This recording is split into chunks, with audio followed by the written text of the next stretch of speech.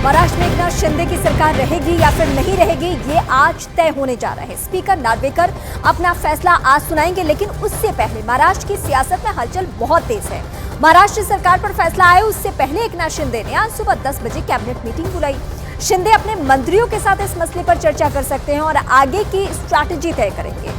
उधर महाराष्ट्र विधानसभा के अध्यक्ष राहुल नार्वेकर विधान भवन पहुंच चुके हैं और उन्होंने कहा कि नियमों के तहत ही फैसला लिया जाएगा, क्योंकि आरोप उनके ऊपर ये लग रहा है कि वो पक्षपात कर सकते हैं, क्योंकि सीएम एकनाथ शिंदे और उनकी मुलाकात हो चुकी है और इस मसले को उठाया है किसने? उद्धव गुट ने। उद्धव गुट का कहना है कि ये मुलाकात ऐन फैसले से पहले नहीं होनी चाहिए, लेकिन उनका अभी भी कहना है राहुल नार्वेकर का कि हम पक्षपात नहीं करने वाले हैं, जो सही होगा वही फैसला लिया जाएगा। लेकिन इससे पहले कैबिनेट की बैठक भी बेहद महत्वपूर्ण है।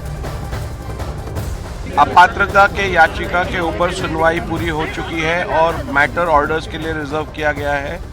इस मैटर के ऊपर आज निर्णय दिया जाएगा। ये निर्णय संपूर्ण रूप से कानून को में जो प्राविधान है, संविधान में जो प्राविधान है और सर्वोच्च न्यायालय ने जो प्रिंसिपल सेट किए हैं उसके आधार पर ही ये निर्णय लिया जाएगा। तो आज महाराष्ट्र में शिवसेना के शिंदे गुट के 16 विधायकों की योग्यता पर विधानसभा के स्पीकर फैसला सुनाने वाले हैं। उससे पहले उद्धव ठाकरे गुट के संजय राउत ने कहा कि यह महज एक औपचारिकता भर है। विधानसभा स्पीकर का एक प्रोटोकॉल होता है। अगर विधानसभा स्पीकर एक संवैधानिक पद पर पीठासीन अधिकारी बनकर बैठा है, ट्राइब्यूनल है वो, तो अपनी कुर्सी छोड़कर जो आरोपी है, जो अपराधी है, जिनके ऊपर हमने एक पिटीशन फाइल किया है और उस बारे में वो न्याय देने वाला है, उसको जाकर नहीं मिल सकते। लेकिन आप जाते हो, 2 घंटे बंद कमरे में बात करते हो और बाद में बोलता हूँ मैं फैसला दूंगा। ये कौन सा फैसला? जिसे मैच फिक्सिंग बोलते हैं। शिंदे सरकार पर सबसे बड़ा फैसला होने वाला है, उसका इंतजार सभी को है कि आखिर महाराष्ट्र की सियासत में क्या होने जा रहा है। आज शिवसेना शिंदे गुट के 16 विधायकों की सदस्यता पर फैसला आने वाला है। यह फैसला महाराष्ट्र सरकार का भविष्य तय करेगा, क्योंकि खुद मुख्यमंत्री एकनाथ शिंदे की सदस्यता पर तलवार लटक रही है। अगर वो अयोग्य घोषित हुए तो एकनाथ शिंदे सरकार तुरंत ही गिर जाएगी, उन्हें अपने पद से इस्तीफा देना पड़ेगा। सुप्रीम कोर्ट ने महाराष्ट्र विधानसभा के स्पीकर राहुल नार्वेकर को इस मामले में 10 जनवरी तक फैसला सुनाने का आदेश दिया था और आज 10 जनवरी ही है और आज फैसले की तारीख अब बेहद करीब है, मतलब आ चुकी है। यानी आज महाराष्ट्र विधानसभा के स्पीकर ये बताएंगे कि मुख्यमंत्री एकनाथ शिंदे समेत उनके गुट के 16 विधायक रहेंगे या फिर उनकी योग्यता नहीं रहेगी। 2 बार वो मिले, एक बार नहीं 2 बार मिले हैं। दोनों जो है सिर्फ मुख्यमंत्री और स्पीकर नहीं है।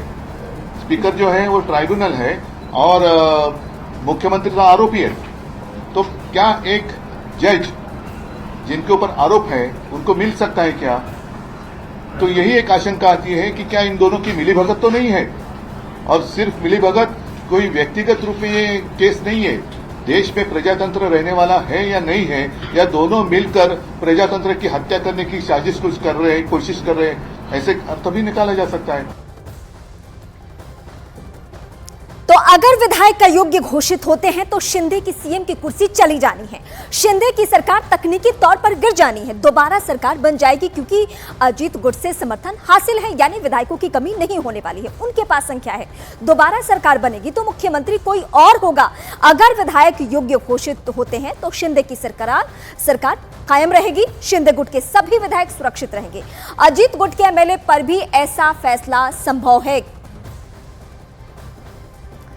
तो इस वक्त निगाहें इस बात पर टिकी हुई है कि 16 विधायकों को, जिसमें सीएम भी एकनाथ शिंदे भी हैं, इनके ऊपर क्या फैसला आने वाला है। सुप्रीम कोर्ट ने जो तय किया था, जो आदेश स्पीकर को दिया था, उसके मुताबिक आज ही उन्हें फैसला लेना है। 2 सूरत होने जा रही है। अगर इन्हें अयोग्य घोषित किया जाता है 16 विधायकों को, जिसमें सीएम भी है, तो सरकार गिर जाएगी। लेकिन संख्या बल पे कमी नहीं पड़ने वाली है, क्योंकि अजीत गुट के जो विधायक हैं उन विधायकों के सपोर्ट से फिर से सरकार बन जानी है। लेकिन इस सूरत में क्या होगा? इस सूरत में यह होने जा रहा है कि एकनाथ शिंदे नहीं रहेंगे मुख्यमंत्री, कोई और चेहरा हो सकता है।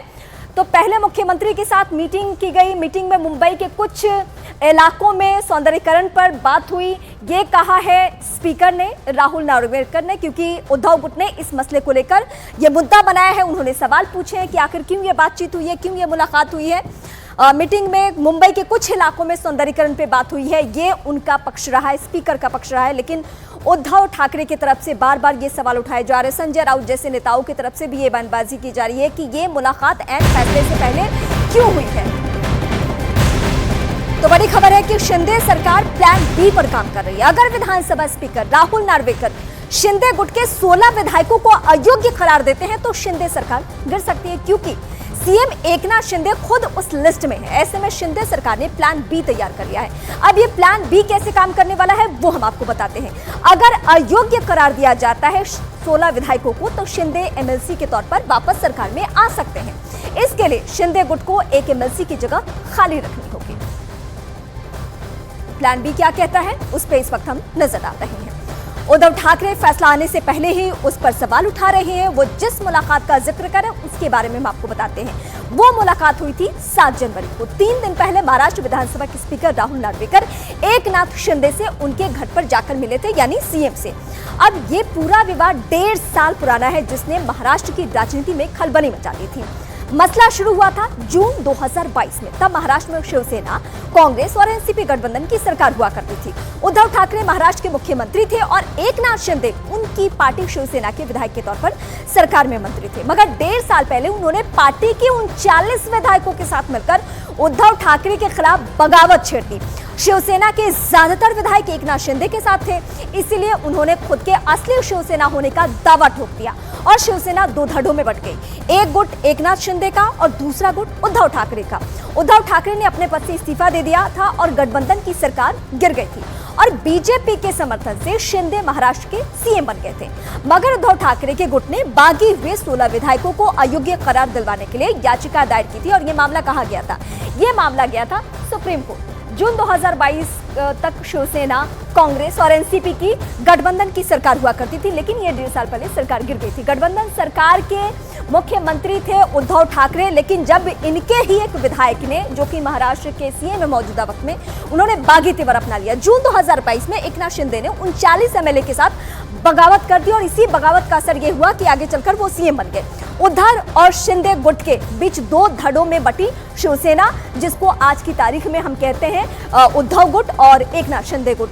उसके बाद क्या, उद्धव ठाकरे ने सीएम पद से इस्तीफा दे दिया था और तब राहें आसान हो गई थी कि बीजेपी और एकनाथ शिंदे का जो गुट है वो एक साथ मिलकर सरकार बना ले। बीजेपी के समर्थन से शिंदे महाराष्ट्र के सीएम बन गए और डेप्यूटी सीएम के तौर पर आपको याद ही होगा कि उस दौरान क्या कुछ हुआ था। उद्धव ठाकरे गुट ने 16 बागी विधायकों के खिलाफ याचिका दायर की थी और मामला पहुंच गया था सुप्रीम कोर्ट में। और सुप्रीम कोर्ट ने ही आदेश दिया था कि स्पीकर तय करे कि ये जो विधायक है वो योग्य है या नहीं। स्पीकर राहुल नार्वेकर आज फैसला सुनाएंगे और ये फैसला आने के साथ साथ बड़ी बातें जो होनी है उस पर हम पहले भी फोकस कर चुके हैं। एक बार फिर आपके सामने दोहराते हैं।